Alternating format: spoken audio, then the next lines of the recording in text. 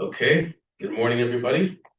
Today, we're going to practice writing up an offer. So a few weeks ago, we had Richard give us a thorough breakdown of the residential purchase agreement, and explain every section, what everything means, and where to find it on the contract and so forth.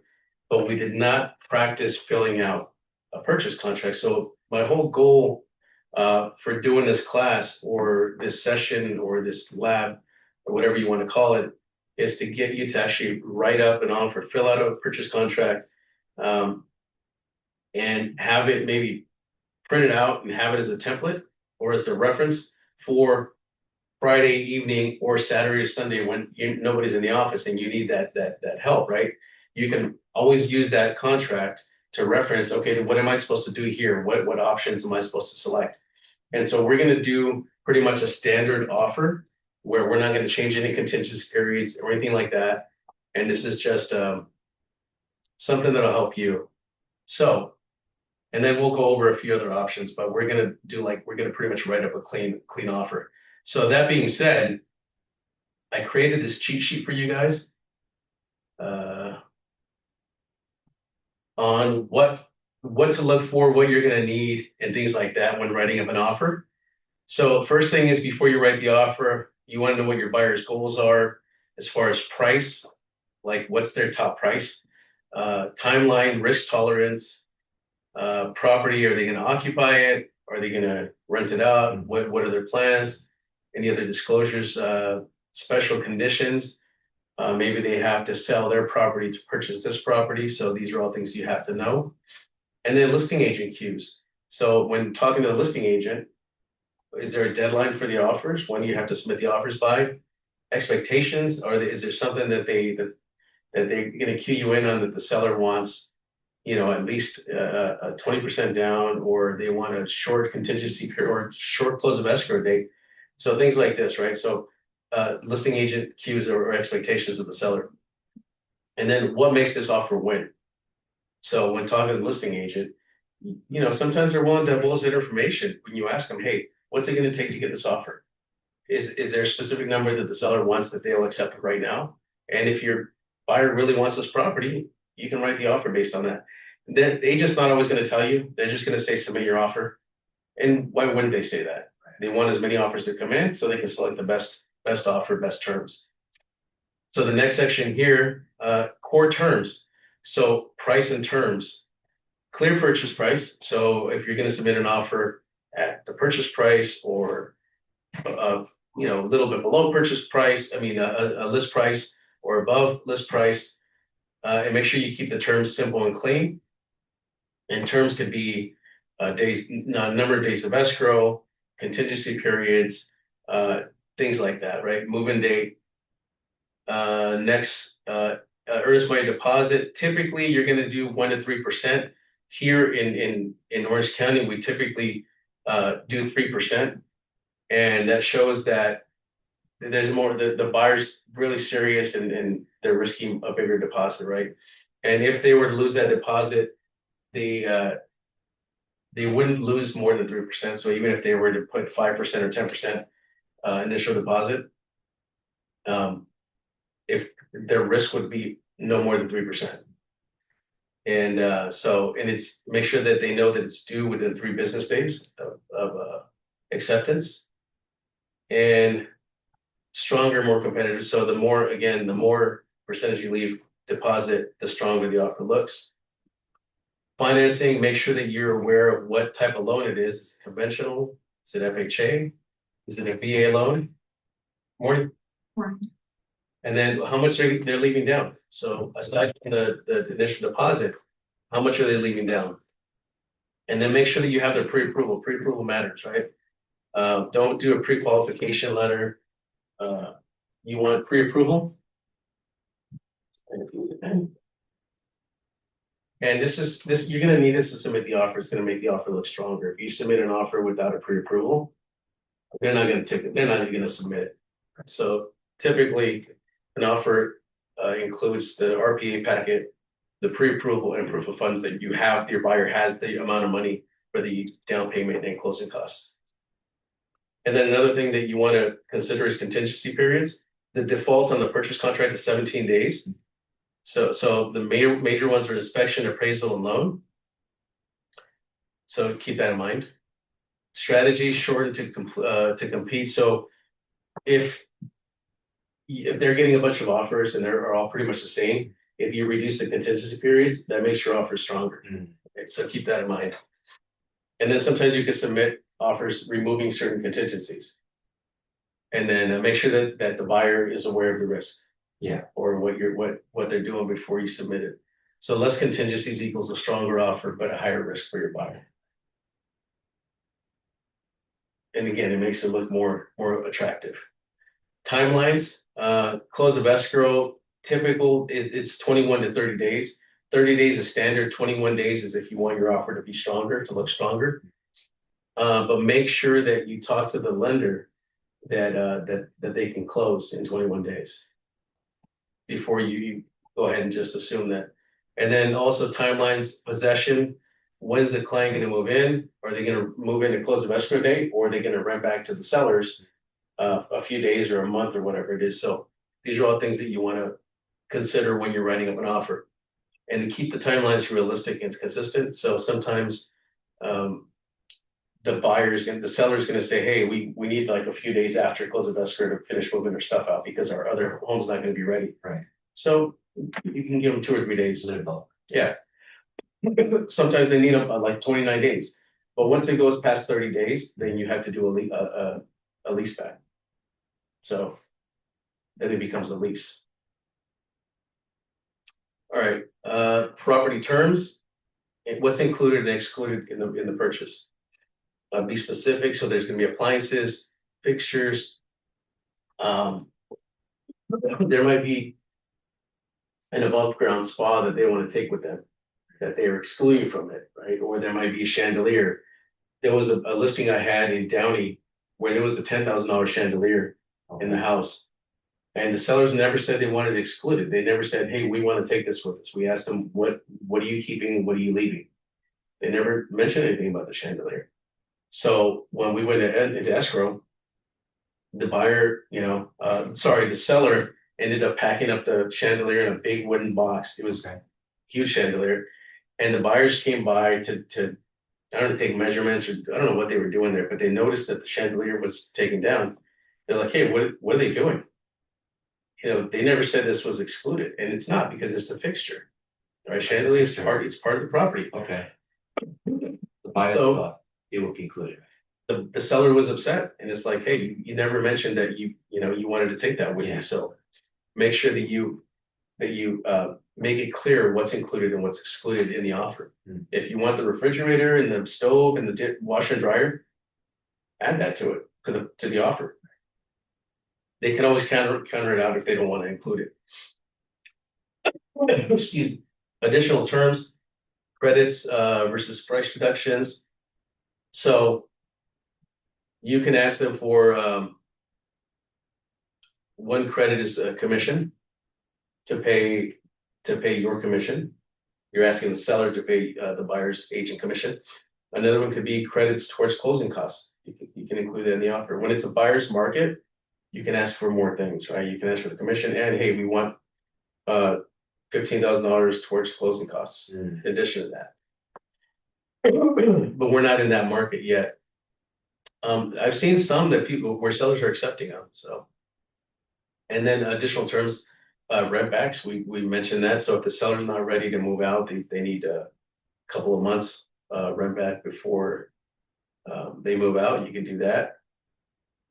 Sale contingency, again, this is like the buyer has a home to sell before they can close on this one. That could be something that you need to note. And keep the offer clean and easy to read. So winning strategy, make sure it's clean, complete. It's a complete contract. Make sure you don't miss anything. You don't want them to come back and say, "Hey, this is not complete. What did you guys want to do here?" Strong deposit, we talked about 3%.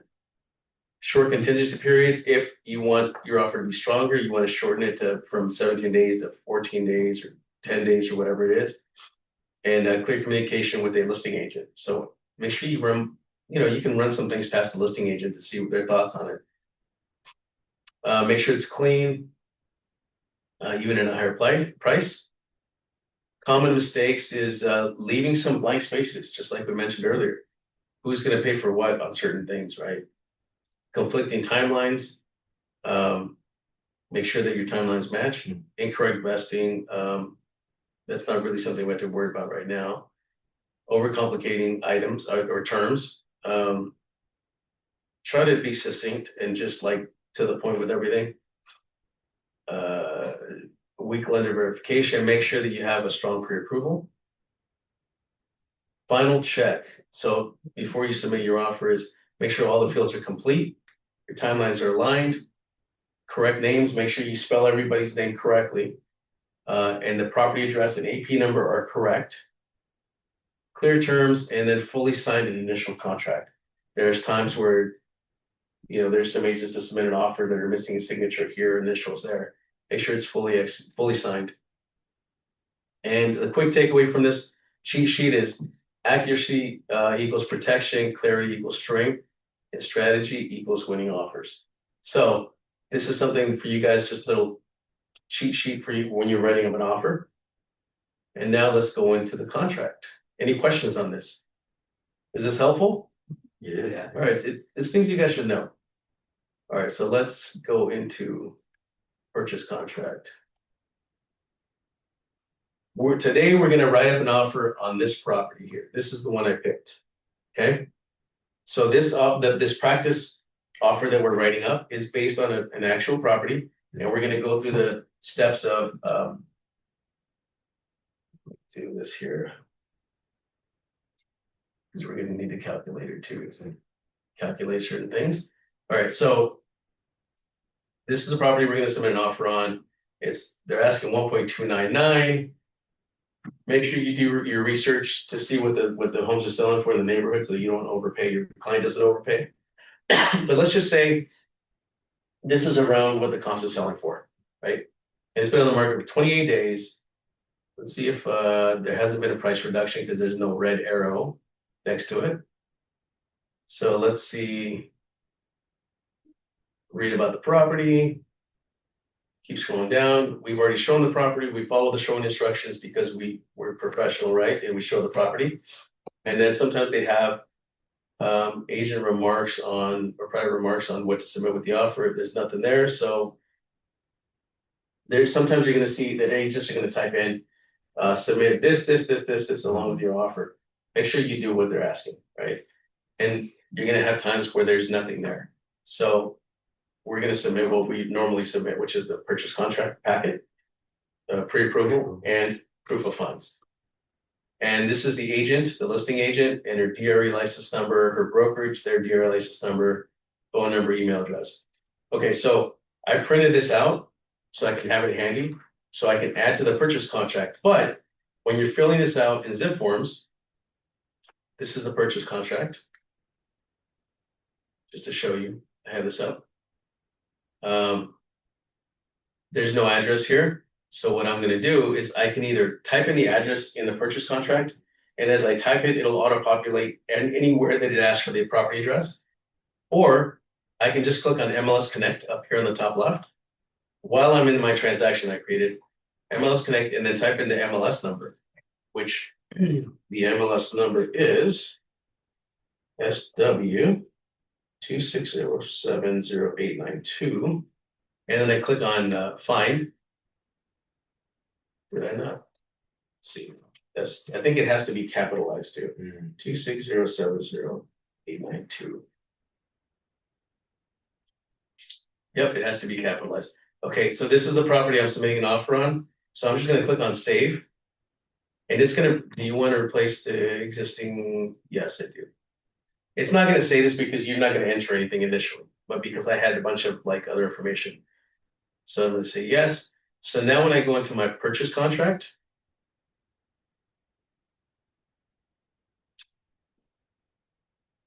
it's going to have the property address already populated for me, along with the parcel number, and then the listing brokerage and the listing agent, listing brokerage, listing agent, and their IDs and all that. If you didn't do the MLS Connect, you'd have to type all this information in. And sometimes you make a mistake when typing in, right? Right. So this is a great feature of the MLS Connect. So make sure you guys use that.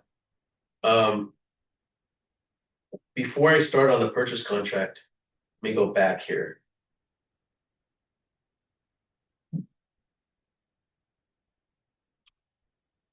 Before I do anything on the contracts, I like to add my parties. So this is what we talked about during the Zip Forms class. Click on parties up here, and we're going to add buyer one and buyer two. So buyer one is going to be, who do we want?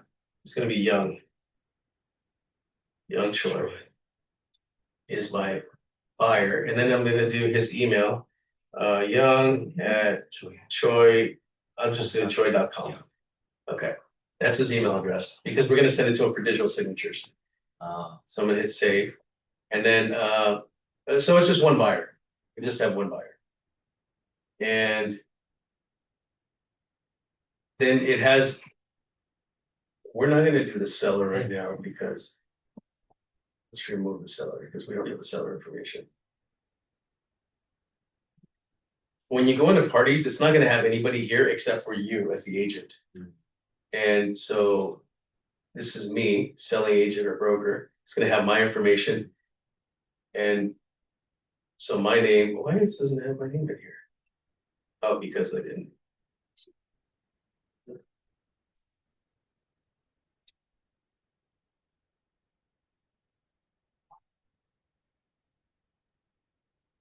Oh, that's not, I don't know what mine is. I didn't memorize it, but I'm just gonna say 016954, I don't know, something like that. And I'm gonna hit save. And then it automatically brought through the listing agent's information. So then I'm gonna go back to documents. And I'm gonna go back to my purchase contract. And now that you guys have your purchase contract out, I've only printed out the purchase agreement, but the listing, the RPA packet is made up of a few different forms. So the first one is the agency disclosure. Make sure that you select buyer. And because I entered your name in the party section, it's going to populate your name anywhere the buyer shows up. And it's automatically going to auto-populate my brokerage, my name that's representing the buyer. And now we're actually in the purchase contract. So this is the purchase contract. As you can see, it auto-populated all the information here for the buyer, for the property address. And then this prepare date is a reference date. So any addendums or counteroffers are going to be an addendum or counteroffer to the purchase agreement dated April 30th. Okay, so that's where that date comes in. And that's what it's used for only, right? And then we're going to scroll down. And this section is who's representing who. So the seller is represented by VIP Premier and by this agent, Helen Ramirez. And the buyers are represented by Coldwell Banker Platinum Properties and which agent, Carlos Rodriguez, me. Yeah. And we're going to scroll down. And then the first section, we're going to actually type in, as far as the terms are, we want to submit an offer of $1,002,990. Wait, 29, sorry. Let's do 2,275,000. It's been on the market for a while, so at 1,299,000, right? So let's say this is what we're going to submit, and maybe they're going to counter. There's a little wiggle room there. And close of escrow is going to be check the box here, and we're going to enter 30 days. But make sure you check any place that you enter a number or anything into. If there's a checkbox next to it, check the box. That includes it. And the next section is expiration of offer. The offer automatically expires 3 days after the buyer's signature. So make sure that when your buyer signs it, deliver it the same day because it expires 3 days after that signature. If you send it the next day, then they have 2 more days. It expires after 2 days. So 3 calendar days. And what's the difference between calendar days and business days? The calendar days include holidays and weekend. Quite honest, business day. Right. Yes. Okay. So initial deposit amount. So let's say what's 3% of million? So 1,275,000 times 3%. Oh, equals. So 38,250. So I'm going to type in 38,250, and it's going to calculate the percentage, and it'll put 3% next to it. Okay, so that's my initial deposit. And the loan amount is going to be, let's go back to the calculator and figure out. So 1,275,000 times, we're going to leave 20% down. 255. So that leaves us with, so 255. So 1,275,000 minus 255. Oops.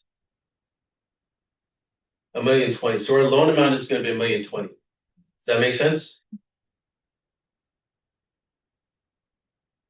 So that our loan is 80%.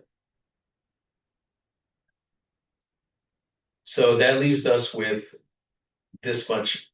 So it should be the deposit plus the down payment here amount, the remaining balance should be the 20%. Make sense?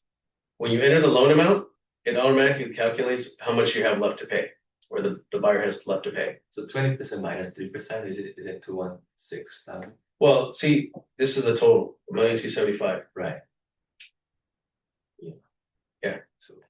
So 38,250 plus 216,750 equals 20%. Right. Make sense? Yeah, okay. And then the next thing whoa, what happened here? Okay, next thing we want to do is not to exceed, let's say they're approved at 6%. We want to do no more than a 0.25% more wiggle room, just in case the rates change. So 6.25. So just keep that in mind. You're not going to enter 6.25. You're going to enter 0.25 more than what they're approved for. So not to exceed that. Protects them, so that way if they can't get a loan for 6.25, then they can cancel for that. And then buyer to pay up to 0 points. Make sure you put 0 points in there to obtain the rate above. So 0 means that they're not going to pay any points, because you can always pay points to buy down the rate. And in this case, we're saying, no, we're not going to do that. So enter 0. The next thing you want to enter is, if it's on the right-hand side, if it's conventional, just leave it as is. If it's an FHA loan, you're going to check FHA or VA or whatever it is. So that we're just going to do conventional for now. If you select FHA, it's going to include FHA addendum. So it's going to automatically add another form to it that you have to include with your offer. But we're going to leave it simple. It's conventional, 20% down. And we're pretty much through with this page. One last thing here, occupancy type. We're leaving this as primary. So this is our buyer's going to live in the property. If it's a secondary or investment property, we're going to check one of those boxes. And again, this could be a loan fraud. If they say that they're going to live in it, but it's not. But it's an investment property. Okay. Keep in mind, a lot of politicians right now are getting busted for that, for saying it's their primary residence in another state, but they're renting it out. So be careful with that. Any questions on this? Pretty simple, right? So as you guys fill this out, just keep in mind, you can always use this as a reference when you're filling out a new offer. But we're just using this price here as an example. We're just going to scroll down to the next page. So we're not going to ask for a credit, because that'll make our offer a little bit weaker. We are going to ask for them to pay the commission, though. We want to ask them for 2.5%, because that's how much my buyer agreed to pay me. And right now, everybody's asking for the seller to pay commission, so it's not a bad thing. Let's see. Verification of cash. It's not a cash offer. Let's go down here. Verification of down payment, closing costs. So we have verification already. It's attached to the offer, so we don't have to do anything here under H2. Leave that alone. Verification of loan application, we don't have to do anything there. And then we're attaching a pre-approval letter. So check the box where it says pre-approval, because we're including that with the offer all the way to the right. And now we're going to go to timelines. So final verification of property condition is usually done 5 days before close of escrow. We're gonna leave it like that. We're not gonna change it. This gives the seller plenty of time to make any repairs or, that were agreed to by that time, if they agree to make any repairs. Assignment request, 17 days. I wouldn't do anything there. Just leave that as is. An assignment is pretty much if you're adding someone to the purchase contract at some point, you have 17 days to add someone or to remove someone from the purchase contract. So if it's like husband and wife, but then they want to remove the wife from the purchase contract that they initially submitted together, Yeah. or if they want to change it to their trust, they're buying it as a trust.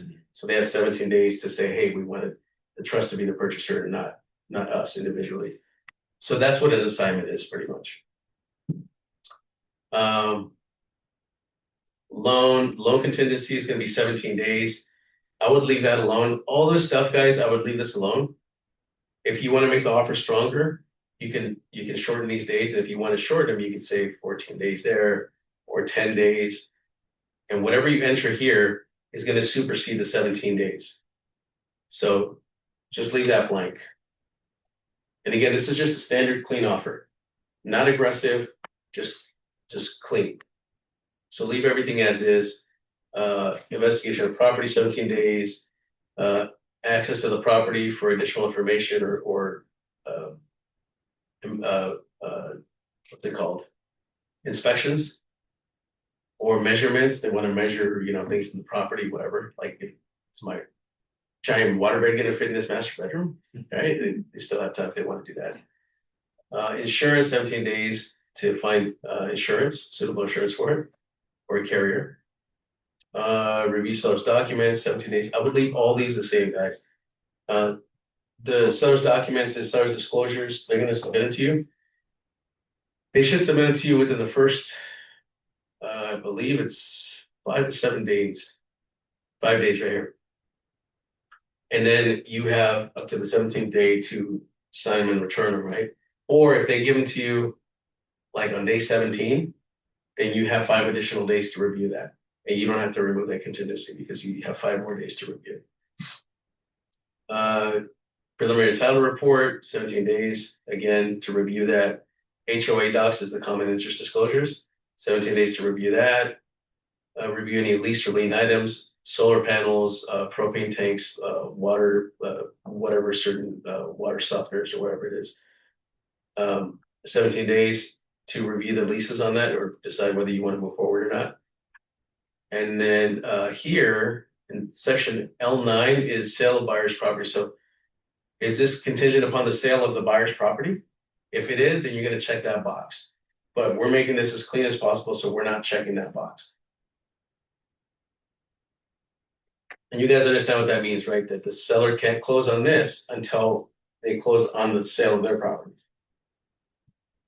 Again, we're leaving that alone. So now we're in the time for performance section. So time of possession is going to be, we're going to leave it default upon notice of recordation. So it's going to be the close of escrow day. Probably in the afternoon, they're going to get confirmation that everything recorded and they can give you the keys that day. In LA County, it's usually the next day. So keep that in mind. Seller occupied or vacant units. Again, close of escrow day, or if you want, you can add, let's see.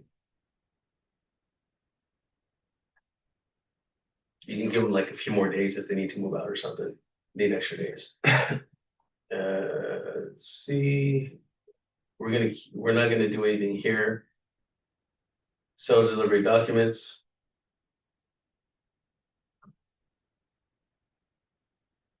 Actually,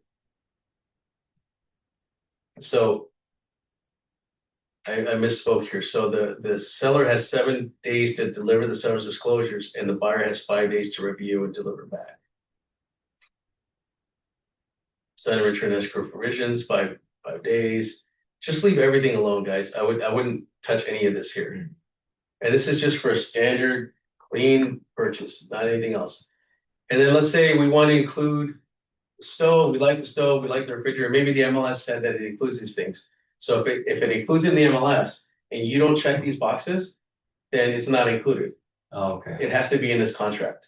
Even though the MLS says, oh yeah, we're leaving all these things behind. Make sure you check the boxes. If there's a refrigerator, stove, washer, dryer, dishwasher, maybe there's a microwave, I don't know, whatever it is, check the boxes that apply. Right. And if it's something that's excluded and you see it in the MLS, then make sure you check this box here and say so and so is excluded from this purchase, right? So just say the chandelier in the living room is excluded. In this case, we're not doing anything. There's nothing that's excluded. Now we're in the section for who pays for what during this transaction. So natural hazard zone disclosures, we're going to select the seller pay for this. And we're also going to ask it for environmental. And then you can either select what company you want them to select, or just let them do it. You can just leave it blank, it's fine.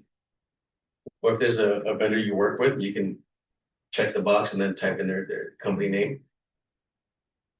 Let's see. Optional wildfire disclosure report. Let's have the seller pay for it. And then here under Q3, we like to ask for termite inspection report.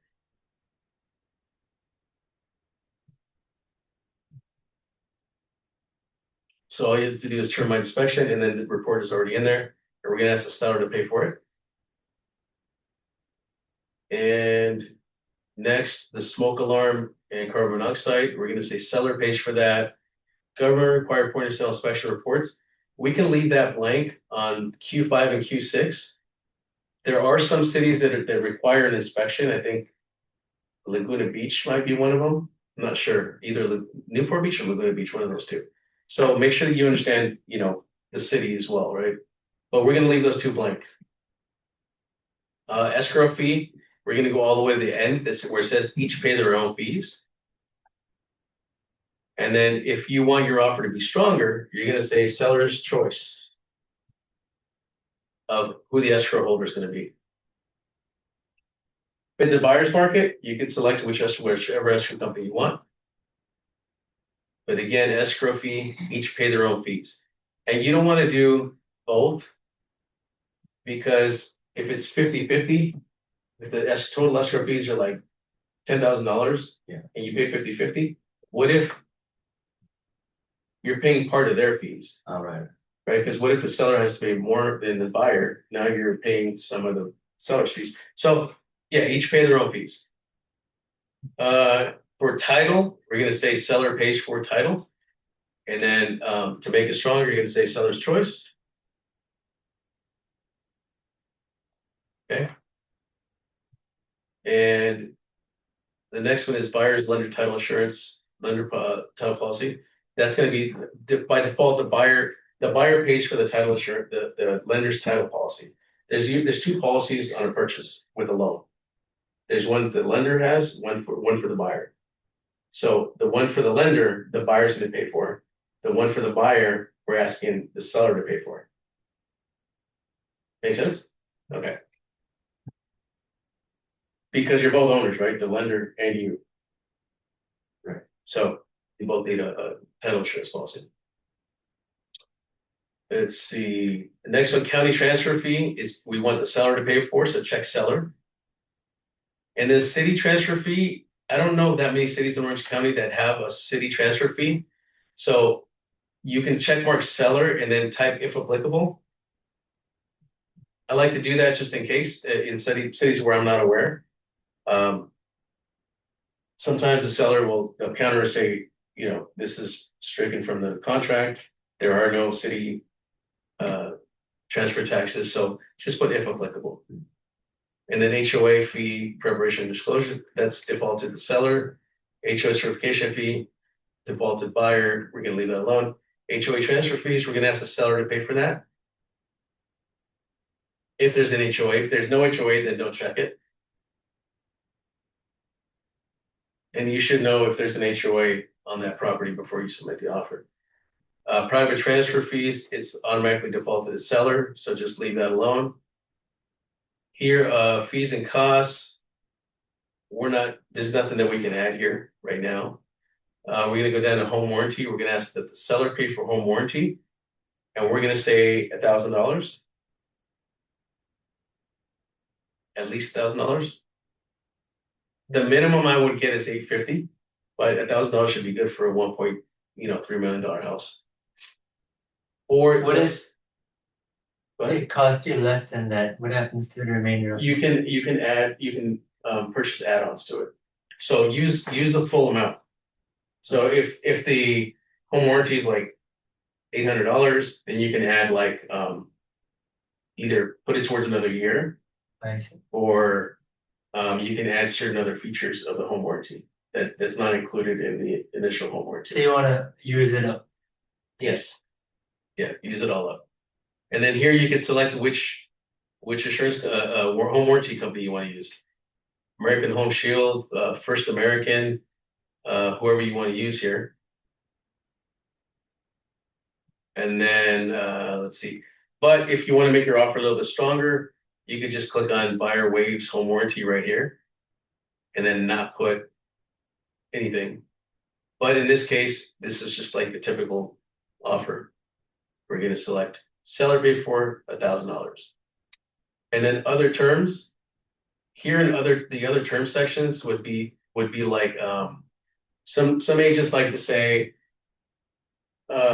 seller to pay for section 1 work on the termite inspection report if there is anything. You're asking for it up front, or if you're representing yourself or a family member, you want to type in listing agent, buyer's agent is related to buyer or one of the buyers or whatever it is.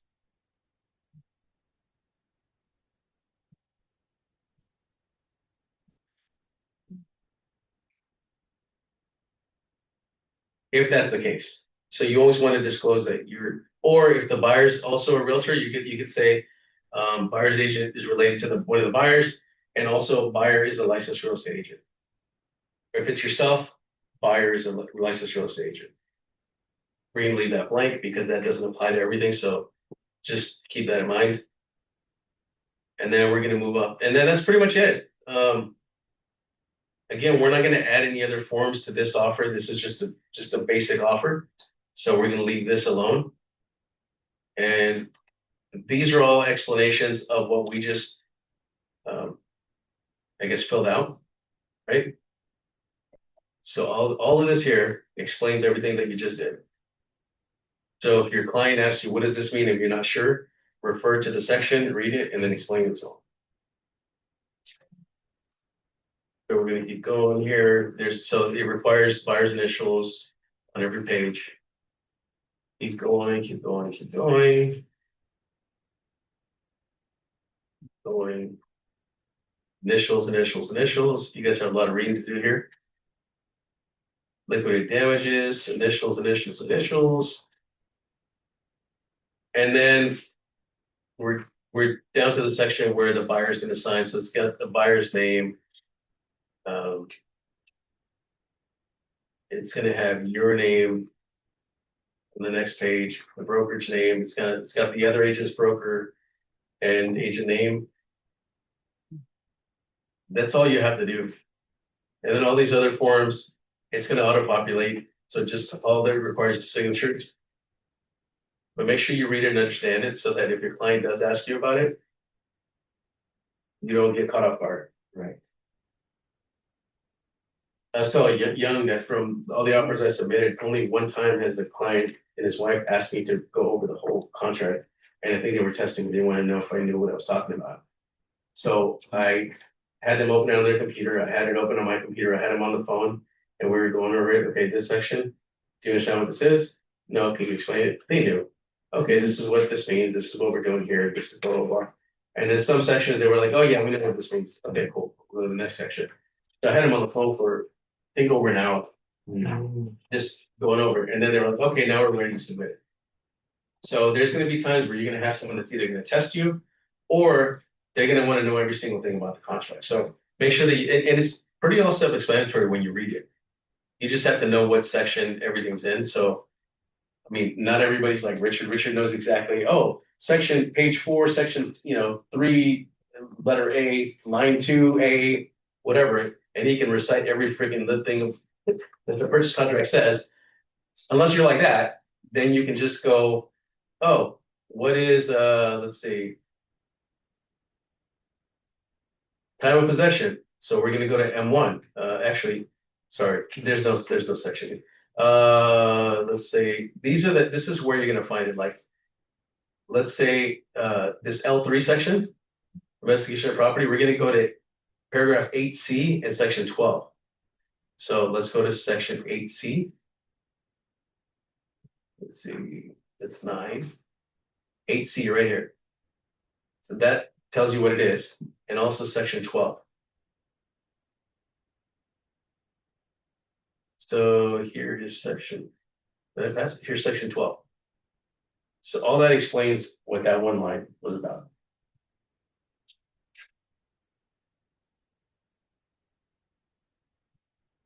Any questions?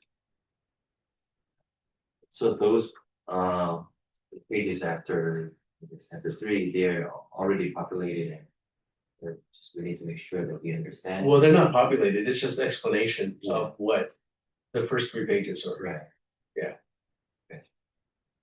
And the page number 3, the ones that we check box as a seller, this is pretty normal. Yes. For The way I had you guys fill it out is pretty standard. Okay. So once in a while, you're gonna get like a counter offer, or seller's not gonna pay for this. But this is typically what they're gonna see. Got it. And then if you want to make your offer stronger, then you're gonna say, instead of like, but don't change it. Keep this as an example, so that if you're stuck on a weekend having to write an offer, you can reference this to write it up. Let's see. So things that might change is like the contingency period. So let's say we're gonna change this to 14 days on the loan, 14 days on appraisal, and then investigation, we're gonna say 7, well, we need 7 days. So once you start changing these numbers to like less time, it makes your offer stronger. Right.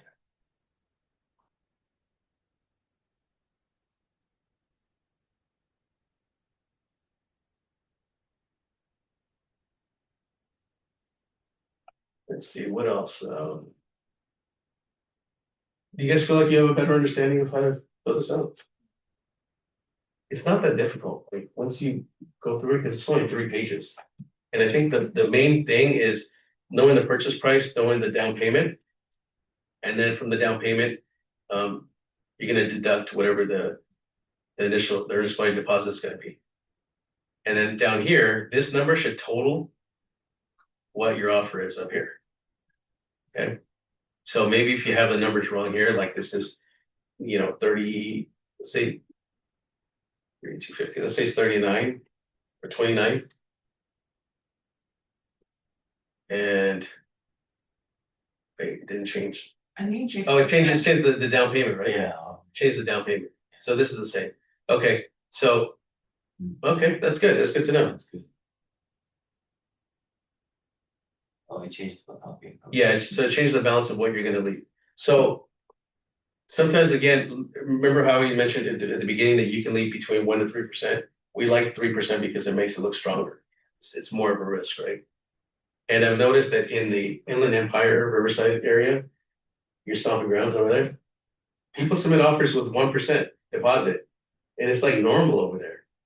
I'm like, dude, like, okay, that's what they do there. So it might differ in different areas, right? But here it's typically 3%. And an agent, if you don't do 3%, an agent might counter you the earnest money deposit to be 3%. Again, why give them any reason to counter? Just do the 3%, and then yeah.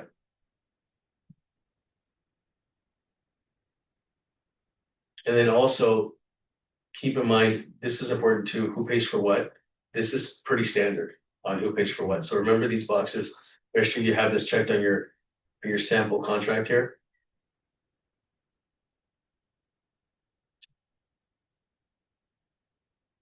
You guys have any questions on any of these? Okay, I guess there was another previous class regarding how to connect the NLS and make it fill out, like the way you did on the loans. no, I did a class on zip forms, Zip form. on how to access zip forms and how to access the forms. And just like I showed you how to add parties. Yeah. And all that, and then how to send it for digital signatures.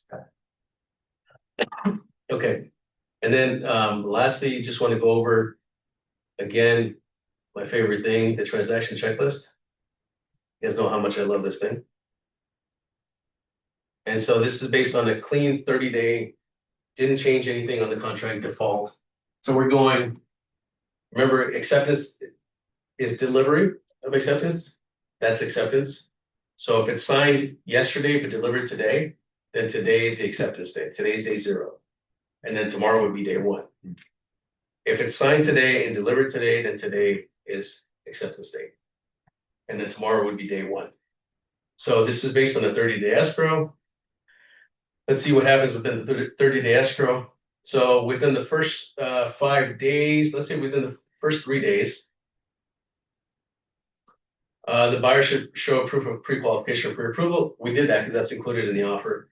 Buyer shows proof of down payment. We did that because we included the proof of funds with the offer. Buyer to deposit within the first 3 days, 3 business days. The deposit, buyer saw evidence of act. So also if they're buying or selling out of a trust, they have to show escrow the trust, copy of the trust, and I guess escrow title. So the seller through escrow is going to do this. They're going to request HOA docs. Seller has to pay for that, and that has to be ordered within the first 3 days. So this is what happens between the first 3 days. Also within the first 3 days, buyer should have already, let's see, they should be shopping for a homeowner's insurance. I'd say within the first 3 to 5 days. Buyer should have already ordered their physical inspection, and they're going to rely on you as the agent to do that. So make sure that you give them a few different options. Call a few inspection companies, say, look, this is how much they charge. Which one would you like to go with, because the buyer's paying for that inspection report. And then you don't have to worry about the termite inspection because the seller says, listing side is going to do that, because that's what we asked them for and they agreed to it in the contract. If not, if they don't agree to it, then if that's all it took to get them to accept the offers, to not have them pay for it, have the buyer pay for it. So go ahead and order that. But for right now in our contract, that's not included, so we're not going to worry about that.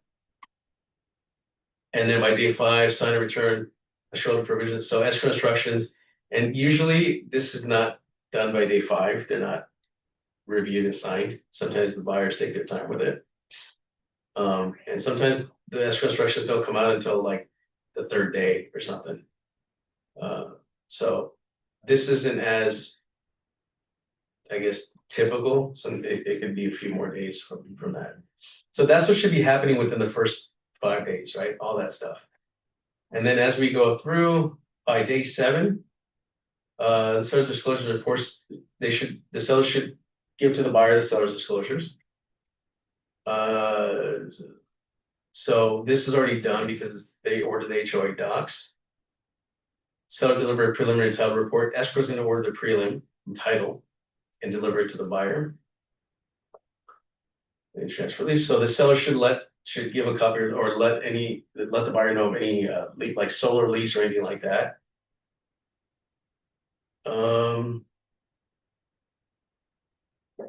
Affidavit of non-poor status. This is part of seller's disclosures that we're including in that. Let's see. And then the seller should have, if they weren't already installed or replaced batteries, install smoke alarm, carbon monoxide detectors, make sure the water heater bracing is on tightly, because when the appraiser comes out, they're going to have to check all those things. And if that's not all gravy, yeah, they're going to have to come back out. And now I think they charge the seller to come back out because the seller didn't have that done. So that has to be done. So these are things the seller has to do within the first seven days. So keep in mind, on the buy side, you order the inspection. maybe the inspection was done on day 5, 6, or 7. So now you're reviewing the inspection report with your buyer. And there's going to be some things that the inspector is going to recommend that get taken care of. There's going to be some safety issues that might need taken care of. These are things that you can write up a request for repairs for. So you're going to write up a request for repairs. There's a form in zip forms for that. Asking that the seller either repair these items that the buyer wants fixed, or a credit towards those items being repaired. Sometimes the credit's easier because the seller's not going to want to like hire someone and have them do all that. And then what if it breaks, right? Or if they didn't do it right? You know, we'll just give the buyer money and let them take care of it. So you can request a credit. So that's all going to be done within this time, maybe 6, 7, 8, 9 days, 10 days. And then you submit your request for repairs. And before you have to remove contingencies on day 17, right? So you have all this time to negotiate. They might come back to you and say, no, we're just going to give you this much money. And then you accept it, whatever it is. You have this whole time to do that. Don't wait till 16 or 17th day to do it. I would do it as soon as possible just to get it over with. And you're going to get your appraisal at some point.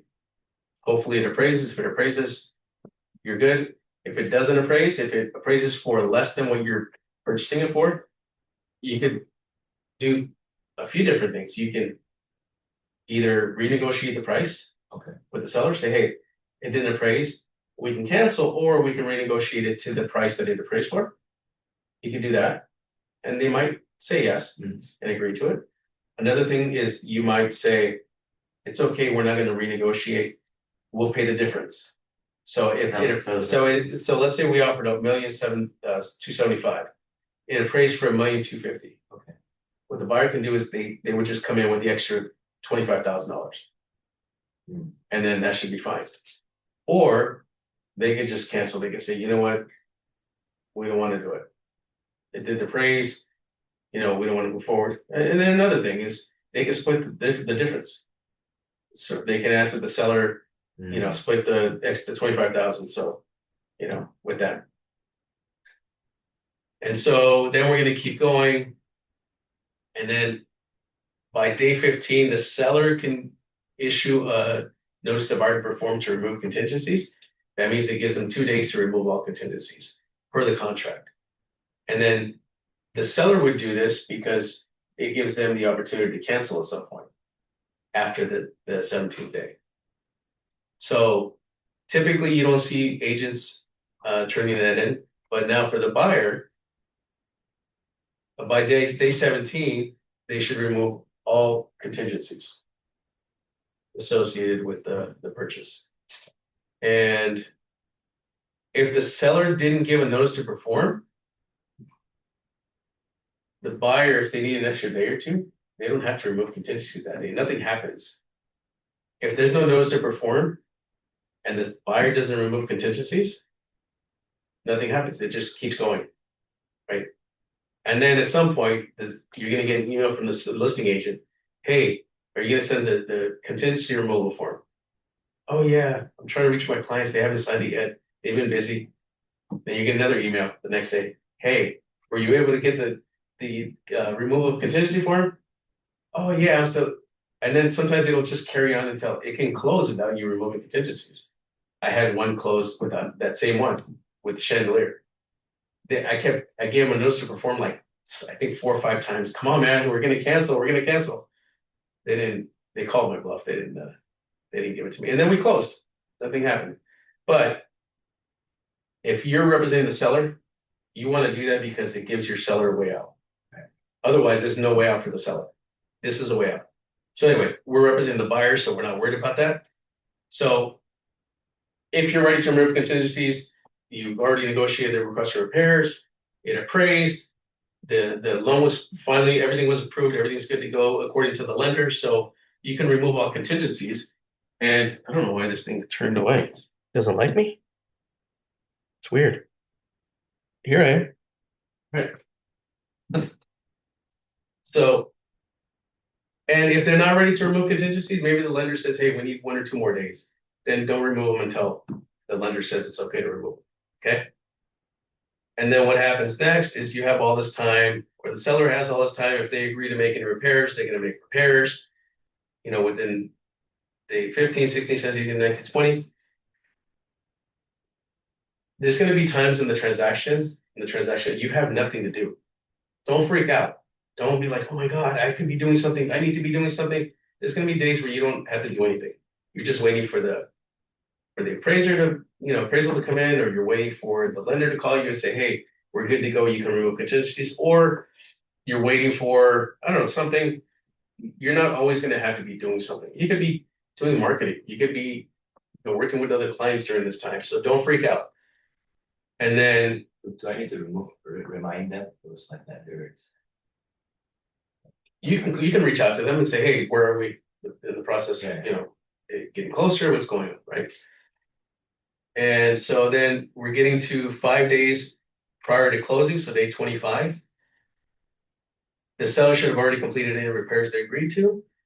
The buyer can do their final walkthrough, which is the verification of property condition. Final walkthrough. And then let's see.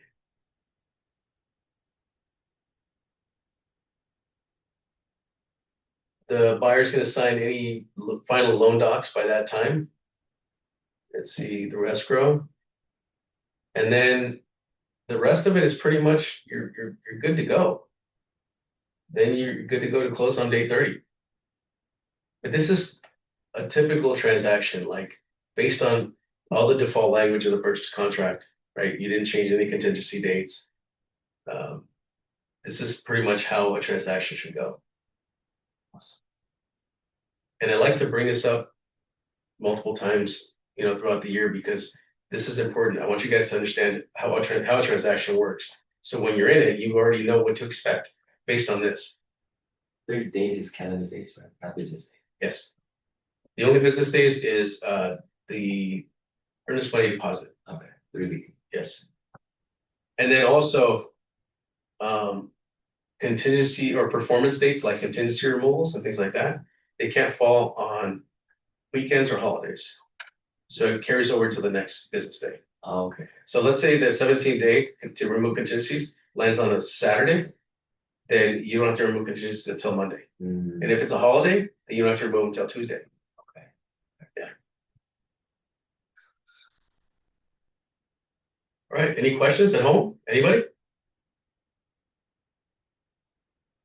Anthony, what'd you think? Very informative. It's a good review. Thanks, Carlos. Hey, no questions? I'm sure I'll have a lot later on, but nothing right now. Okay. If anybody has any questions, it'd be great because everyone else probably is thinking the same thing. So, but if you don't, I guess we'll end it there. So if they don't get their earnest money in after the 3 days, so does the contract automatically cancel? It's a very good question. If the buyer doesn't get their earnest money deposit or wired in by the 3rd day, business day, nothing happens. Okay, It just keeps going so until they wire it in, unless the listing side gives them a notice to perform to wire in the money. so you can do They that. have 2 days. Okay, Yeah. So if they do it like on let's say they do it on the 3rd business day and they realize they haven't sent it in, let's give them a notice to perform. So they give a notice to perform on that 3rd day. So then they have 2 more days to perform, and then the seller can cancel on the 3rd day. After that. Good question. But nothing happened. Like it doesn't cancel automatically on its own. Someone has to initiate a cancellation. And again, the buyer can cancel for any reason up until they remove contingencies, as long as they state what the reason is on the cancellation. But the seller cannot cancel for any reason during the transaction unless they give a notice to perform or something the buyer hasn't done. so That what needs to do. if they send in like half the earnest money? I don't know if that's ever happened, but like, what if Well, like, the same thing would apply. Yeah, they can probably, give a yeah. notice to perform to send all of it in. Yeah. All right, guys. Thanks for coming today. I'm glad you guys made it. Getting worried. All right. I will see you guys next week.